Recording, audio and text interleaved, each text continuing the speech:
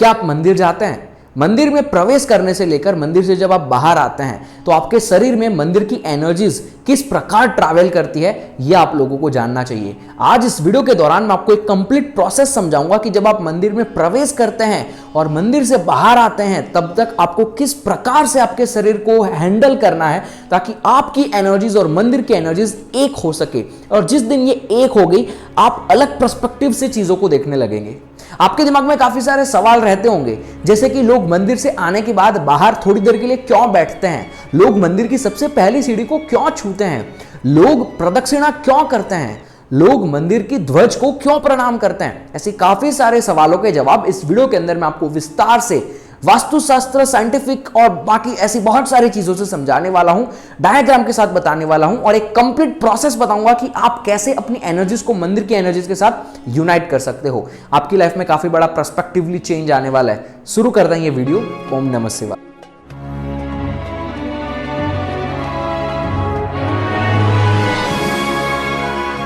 क्या आप सब जानते हैं कि एक मनुष्य का शरीर खुद एक मंदिर होता है? ऐसा मैं नहीं, ऐसा श्री कृष्ण कहते हैं। वे कहते हैं कि इदम शरीरम कौन्तेय क्षेत्रम इति अभिधीयते, मतलब हमारा जो शरीर है वो मंदिर के स्ट्रक्चर की तरह होता है। अगर हम किसी भी मंदिर को और मनुष्य के शरीर को कंपेयर करेंगे तो आप देख सकते हैं यहां पर कि मंदिर का जो स्ट्रक्चर है वही सेम इस मनुष्य के शरीर में भी दर्शाया जाता है। मनुष्य के जो पैर हैं, जहां पर उनके चरण हैं, वो गोपुरम होता है, यानी कि जहां से आप मंदिर के अंदर प्रवेश करते हैं सबसे पहला गेट मंदिर का, उसे गोपुरम कहा जाता है। सबसे पहली सीढ़ी कई कई जगह पर गोपुरम होती है। कई बार छोटे मंदिर के अंदर गेट दूर नहीं होता है, जहां सीढ़ी होती है वहीं पर गेट होता है, तो उसे भी गोपुरम कहा जाता है। और यही एक कारण है कि लोग सबसे पहली सीढ़ी को छूते हैं, मंदिर के सबसे पहले गेट को नमन करके मंदिर में प्रवेश करते हैं, क्योंकि वो उन भगवान के चरण होते हैं। हाँ, ऐसा कहा जाता है कि जिस भी मंदिर में आप जाते हो, जो भी भगवान वहां पर है, वो भगवान का जो शरीर है वो पूरा मंदिर है। मतलब आप भगवान को मिलने अंदर जा रहे हो, लेकिन ये जो पूरा मंदिर है, ये पूरा का पूरा मंदिर वो भगवान के शरीर के अलग अलग हिस्से हैं। आइए इसको विस्तार से जानते हैं। तो इसको विस्तार से समझने के लिए सबसे पहले हमें यह समझना होगा कि हमारा जो शरीर है उसके अंदर 7 चक्र होते हैं। इन चक्रों को थोड़ा एक एक करके पहले जान लेते हैं। सबसे पहले नीचे वाले चक्र से शुरू करते हैं। आपके प्राइवेट पार्ट्स के बीच में होता है मूलधार चक्र। उसके बाद जैसे जैसे हम ऊपर आएंगे, आपके नाभि के थोड़ा सा नीचे स्वादिष्ठान चक्र, थोड़ा सा ऊपर आते हैं हमारा पेट और हमारी छाती को जो कनेक्ट करता है। अगर आप इधर हाथ रखेंगे, जो पॉइंट यहां पर फील होगा सॉफ्ट सॉफ्ट, आपकी हड्डी जहां पर खत्म होती है सॉफ्ट सॉफ्ट पॉइंट फील हो रहा है, वो होता है आपका मणिपूर्ण चक्र। उसके बाद आपकी छाती में होता है अनहत चक्र, आपके गले में विशुद्धि, आपके यहां पर 2 आईब्रोज के बीच में जिसे त्रिकुटी कहा जाता है, वहां पर होता है आग्ना चक्र, अज्न चक्र, काफी सारे लोग इसे अलग अलग नाम से पुकारते हैं। और लास्ट चक्र जो होता है वो होता है सहस्त्रार चक्र, जो कि आपके माथे के ऊपर होता है इस वाले एरिया के अंदर। अब इन चक्रों को हम इस मंदिर के स्ट्रक्चर के साथ कंपेयर करते हैं। तो जब आप मंदिर में प्रवेश करते हो, गोपुरम होता है, वहां पर भगवान के चरण होते हैं, उन ह्यूमन बॉडी के चरण होते हैं, आप उनको छूते हो। जब आप उन चरणों को छूते हो तो आपका पूरा ध्यान आपके कदमों में होना चाहिए। क्यों? क्योंकि जब आप मंदिर में धीरे धीरे आगे प्रवेश करते जाओगे मंदिर के अलग अलग हिस्से में, तो कुछ कुछ हिस्सों में आपका ध्यान धीरे धीरे आपके कदमों से ऊपर उठते हुए आएगा। और यही सेम चीज हम कुंडलिनी जागृत करते समय भी करते हैं, योग में भी करते हैं, ध्यान में भी करते हैं। जब आपकी एनर्जीज धीरे धीरे नीचे से ऊपर उठने लगती है और आपके सहस्त्रार चक्र तक आ जाती है, इसका मतलब है कि आप समाधि तक पहुंचने वाले हैं। लेकिन हम यहां पर समाधि तक तो नहीं पहुंचेंगे, लेकिन हम यहां पर सीखते हैं कि हम हमारी एनर्जीज को कैसे चैनलाइज कर सकते हैं जब हम मंदिर में प्रवेश करते हैं। तो मंदिर गेट में जाने के बाद आपको सबसे पहले आपके कदमों पे आपका ध्यान लगाना है। अब जब आप आगे बढ़ रहे हो, जहां पर आता है स्तंभ, जहां पर ध्वज स्तंभ होता है, काफी सारे मंदिरों के अंदर नहीं होता है, काफी सारे मंदिरों के अंदर ऊपर लगाया होता है, लेकिन बहुत सारी जगह पर आपको देखने को मिलेगा कि ध्वज स्तंभ गोपुरम से अंदर प्रवेश करने के बाद सामने होता है। तो ये जो ध्वज स्तंभ होता है वो होता है मूलधार चक्र, यानी कि आपके प्राइवेट पार्ट्स के बीच वाला हिस्सा, और ये होता है ध्वज स्तंभ। तो जब आप ध्वज स्तंभ के पास पहुंचते हैं तो आपका ध्यान आपके चरणों से धीरे धीरे ऊपर की तरफ, यानी कि आपके मूलधार चक्र के पास आ जाना चाहिए। अब हम आगे बढ़ते हैं। कई बार आपने कुछ कुछ मंदिरों में बेल पिट्ठम को देखा होगा। आजकल काफी सारे मॉडर्न मंदिर में नहीं होता है, लेकिन पुराने जमाने के जो मंदिर थे उनमें बेल पिट्ठम हुआ करता है। और ये जो बेल पिट्ठम होता है वो भगवान के स्वादिष्ठान चक्र, ह्यूमन बॉडी के स्वादिष्ठान चक्र को डिस्क्राइब करता है। तो जब आप बेल पिट्ठम के पास पहुंचते हैं, आपका ध्यान आपके स्वादिष्ठान चक्र जो कि आपकी नाभि के थोड़ा नीचे होता है वहां पर होना चाहिए।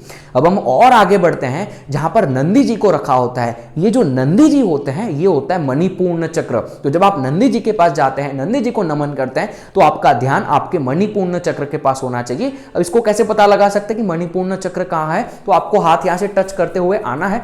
जब आपके ये हड्डियां खत्म होगी तो हड्डियां जहां पर खत्म हो रही है तो वहां पर बीच में आ जाओ। आपको एक सॉफ्ट पॉइंट यहां पर देखने को मिलेगा, वो जो सॉफ्ट पॉइंट है वो है आपका मणिपूर्ण चक्र। तो मणिपूर्ण चक्र पे आपका ध्यान होना चाहिए।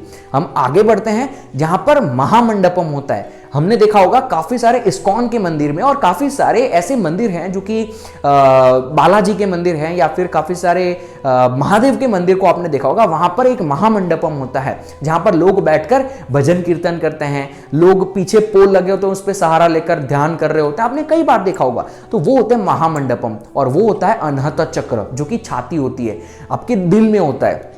और यहां पर आपको एक जवाब मिलता है कि लोग मंदिर से आने के बाद बाहर क्यों बैठते हैं, क्योंकि वहां पर अनहत चक्र है। हम भगवान के अनहत चक्र को नमन करने के लिए वहां पर बैठते हैं। हम भगवान के दिल में बैठते हैं ताकि हमारी जो एनर्जीज हैं वो सेटल हो पाए। इसलिए लोग कई बार मंदिर से बाहर आने के बाद वहां पर ठहरते हैं थोड़ी देर के लिए, फिर आगे बढ़ते हैं, फिर मंदिर से बाहर जाने के लिए सोचते हैं। तो ये होता है अनहत चक्र।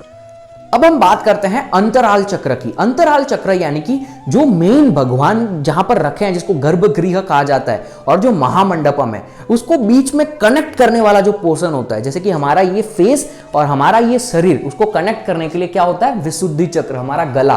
तो जो मंदिर का गला होता है उसको कहा जाता है अंतरला, और ये अंतरला होता है वही होता है विशुद्धि चक्र। और आप जब उस पोजीशन में होते हैं तो वहां पर आपको आपके विशुद्धि चक्र पर ध्यान लगाना है। थोड़ा सा और आगे बढ़ते हैं, जब हम गर्भगृह के अंदर होते हैं जहां पर भगवान को रखा होता है, वो होता है आज्ञा चक्र। तो जब आप गर्भगृह के अंदर होते हैं तब आपको ध्यान की स्थिति में रहना चाहिए। आपकी दोनों नजरें, आपकी दोनों आंखें त्रिकुटी पर ध्यान लगानी चाहिए जहां पर आज्ञा चक्र होता है। तो इसीलिए कहा जाता है कि जब आप मंदिर में बैठे हो तब आप प्रार्थना करो आंखें बंद करके, ताकि आपकी आंखें यहां पर दिख सके। तो ये एक सवाल का जवाब आपको मिलता है। आगे बढ़ते हैं। अब आपने देखा होगा कई बार लोग प्रदक्षिणा भी करते हैं। क्यों? क्योंकि वो जो है अग्नि चक्र, उनकी प्रदक्षिणा कर रहे हैं लोग। मंदिर के बाहर प्रदक्षिणा का पथ होता है, मैं आपको दिखा रहा हूं स्क्रीन पे।